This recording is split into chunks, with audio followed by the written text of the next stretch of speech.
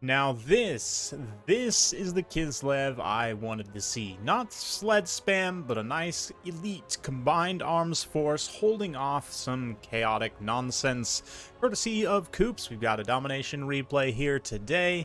He's got a bunch of stuff, so leading the way, Boris, very good in this matchup. Also a Frost Maiden of Tempest, and a Patriarch. The Patriarch is going to be great for supporting these guys right here. The brand new Regiment of Renown Dawes Heartblades, which is just close enough to my own name there. It makes me very happy, and also they're very, very awesome unit in this particular matchup. Obviously, the anti-infantry armor piercing does apply. The fact that they also have fire resistance is quite nice against a number of the elite Khorne units, especially tend to have fire damage, so does come into play here quite significantly.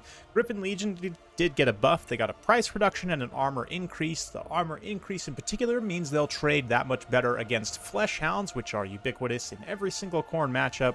So definitely look to see that there. Got some Streltsy and Armored Kossars to round out the starting army. War Bear Riders in reserve, and the new nerfed Heavy War Sleds. You'll notice their weapon strength is significantly lowered. I think they had their range lowered as well. The weapon strength was just ridiculously high for a chariot, like more than double some other chariots in the game. Like even the Gorby's chariot had like half the weapon strength, so a good nerf there. We've got some Ice Guards with Glaives, a couple more Zargarth Great Weapons, more Streltsy, 2 more Armored Kossars, and 1 Kossar Spear.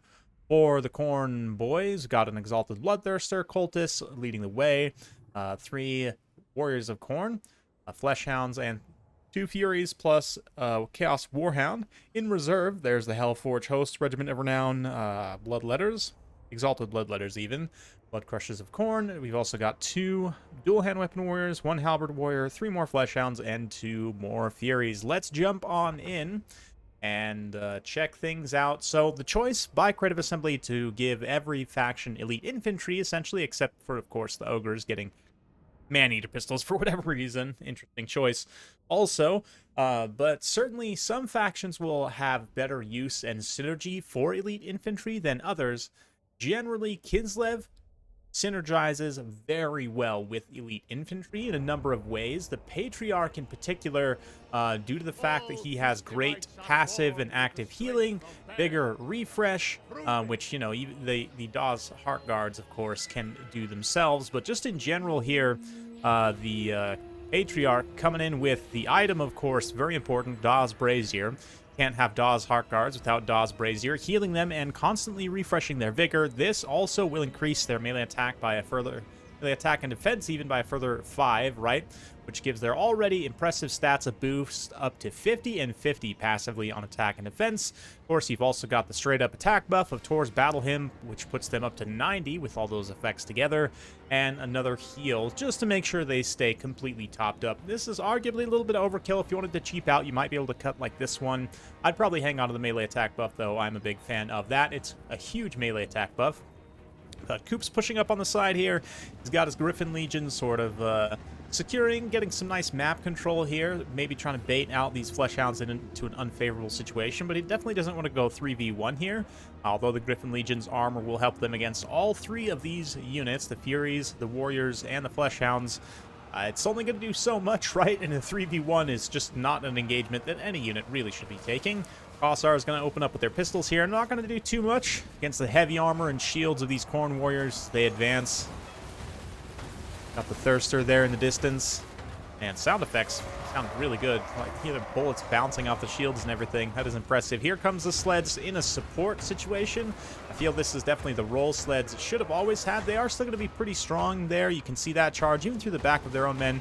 Did some pretty impressive damage. Keep in mind this is also the heavy sled variant, which is going to have more mass, but we'll see. It remains to be seen whether it's going to be more optimal to go with more of an infantry-based force, infantry cavalry, or ideally you would want a nice combined with infantry, cavalry, and chariots all together with range units. Speaking of infantry and range, got the Streltsy opening up here. Bloodthirster looked like he was maybe going to dive in the Streltsy, but Boris is there to protect, so he instead swings around and is going to rear charge into the Dawes Heart Guards here after dropping a VTOL breath attack direct down onto the Streltsy. Doesn't do too much damage. Generally, you want to try and side shot that into an infantry unit, although I think he might have been targeted on Boris or another character there. But nice rear charge here. I mean, the fire resistance will only do so much when you're facing an angry Bloodthirster with 580 weapon strength, but it will do a little bit, I guess.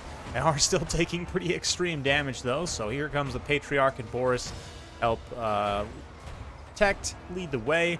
Really, the Patriarch should come and fight on top of these Daw's Heart Guards to try and reclaim some of that damage, but does drop the melee attack and the heal. Meanwhile, out on the far side, the Griffin Legion and the Chariots here. Red Sleds working in tandem. They've taken out Fleshhounds, working down into this other unit of Furies here. Armor definitely coming into play, like I said, in all of these matchups, so... Man, with the green color scheme, I really like the gold and green on these Griffin Legion. That looks absolutely beautiful. Sleds coming in for a nice rear charge. They're going to impact those Warriors of Khorne. And so far, Kislev is trading very efficiently in terms of cost. This is very dangerous, though. Patriarch gets caught out in the open field by the Bloodthirster. If the Patriarch goes down here and those support buffs are lost, these Daw's Heart Guards are going to be a lot more vulnerable to taking big shock charges from angry Khorne things. But thankfully, Boris is able to come in and screen just in time, get the Patriarch safe. Try and get him back in position. This Streltsy unfortunately gets jumped by some Furies here. Great value by the Khorne player there. Trying to pick off value wherever he can. Points-wise, he did come up and secure this high ground position, which is good. He's not going to be getting too far behind, but that also does prevent the Khorne player from utilizing the catch-up mechanic to try and get back ahead on value. But we'll see. Streltsy beautifully opening up, though, just absolutely shredding those Furies. We got some Warbear Riders coming out as well, so Kislev and Khorne even both going relatively elite in this build. Low model count. Daw's Heart Blades still fighting, holding off these Furies. Furies, of course, do count as infantry, so their bonus versus infantry greatswords will be applicable here. Boris is going to move in, pops a Fury Aversion, stand your ground. His area of effect damage also, maybe, which a little bit of a mistake there. But there's not really too many blobs at this stage of the game, right? Most of the Khorne stuff is taking quite a bit of damage.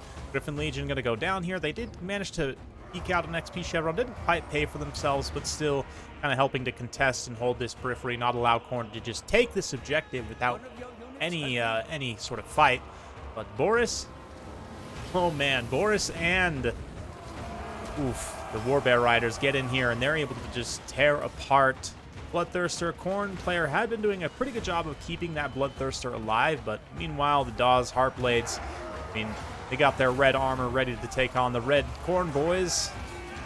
Patriarch now healing, providing that nice stabilization. Huge melee attack buff went down here too, I think. Yeah, I might have missed it there, but they do go up to 90, as I said, with that melee attack buff from the Patriarch. There you go. Streltsy continuing to hold on. Frostmaiden also been dropping some pretty nice bombardments. Frostmaiden also has a Blizzard, which is an interesting choice. Coops and I had tested this out a little bit and sort of theory crafted. I want to say, I don't remember exactly when, but just in general with this lore of Tempest, this spell does do a lot of armor piercing damage. And I want to say, did it get cost reduction or something? I don't know. I do know they made some minor changes to Kislev's magic. I need to actually check the patch notes. At least I know they were intending to. I don't know if they actually did, but they should have, definitely. Regardless, though, we'll watch for that spell. Let's keep a wide view here as Boris kind of maneuvers through the center. I mean, even though we're not too far to the points, it's pretty clear that Kislev has a decisive lead. That being said, I mean, Khorne is still holding on to this top objective here. Once Kislev caps this and Khorne starts to get some of the catch-up mechanic, they might be able to get enough forces on the field to actually make a push here. But right now, pushing out all these sort of tattered demonic units isn't really going to help anyone all that much. Well, it's going to help Kislev, obviously, but none of these units are really going to be wildly successful in their endeavors. The Ice Guard's able to hold on there against the Doggos. Griffin Legion coming back out, ready to rock. So let's see. Daw's Heart Blades still holding on. I keep calling them the Heart Guard, Heart Guard, but the Hearth Blades, in fact. Been very cool. Unfortunately, we don't have the Blood Pack yet. Definitely would look a lot more epic with that, but here we go. Boris coming up through the center. Ice Guard's also just taking a nice defensive position, so yeah, things definitely looking pretty grim for Khorne. Chaos Warhound's getting shattered there by the Griffin Legion. Get some Furies rushing in, trying to take out the caster, get a cheeky little snipe. Boris is there to defend. Heartblades coming through, taking out these Bloodletters, Summon Bloodletters even, alongside the Kossars. Patriarch, of course, fighting in melee next to them. So this combination is going to be extremely strong. I'm still kind of surprised they didn't nerf the item for the Patriarch or take it away. But this guy right here, this Daz Brazier, and this also, the Balalaika, honestly, is fine. If you were to just have this, the Daz Brazier, I do think does need to get either changed or maybe moved to a different character. It's just really strong, makes him arguably better than Kostaltine, which seems kind of wrong to me. Yeah, it's interesting, but this specific combination is one that you'll probably run into quite a bit. You can see the Dawes Heartblades are getting reasonably close to their healing cap, having healed through quite a bit of damage, long outlasted the Bloodthirster, and everything else. So, yeah, looking pretty grim for Khorne. I personally would have probably conceded if I were the Khorne player at this point, but maybe he feels he has a chance to come back. He has a reasonable amount of points, definitely getting some extra supply from the comeback mechanic, but I mean, Coop's still sitting with the 2,000 supply in his reserve here. Dawes Heartblades, and now a second unit of Zargard Great Weapons coming out. I haven't really been highlighting it either, but the Griffin Legion, I guess we'll just kind of keep it on Griffin Legion cam for the rest of the battle. As a heavy cavalry enjoyer, they are definitely one of my favorite heavy cavalry units now. Definitely very awesome. They've been just running around, ping-ponging between different units. On the second go-around, they have managed to rack up quite a bit of points. Now trading well against Fleshhounds. I mean, I say trading well. At this point, they are tattered enough that they are taking some significant damage, but yeah, those are the Zargard Great Weapons here. This Griffin Legion, yeah, almost 2,000 points on a couple of summons. So, I mean, barely not cost-effective, but tactically definitely fulfilled their use case. So, awesome to see there. Is this new Kislev the meta way to go? I'm not sure. Definitely needs some more testing. But at the same time, I definitely see some great synergies possible. And in particular, the Dawes Heartblades, you know, the fire resistance, the fact that they have such high stats and can also dish out serious damage against any of the non-missile factions. These guys are going to be very strong. And even against, like, Cathay, honestly, I could see a use case for them there. As long as you support them well, the Patriarch fulfilling that role perfectly. Boris helping to fight the big scary stuff, which is, again, his role.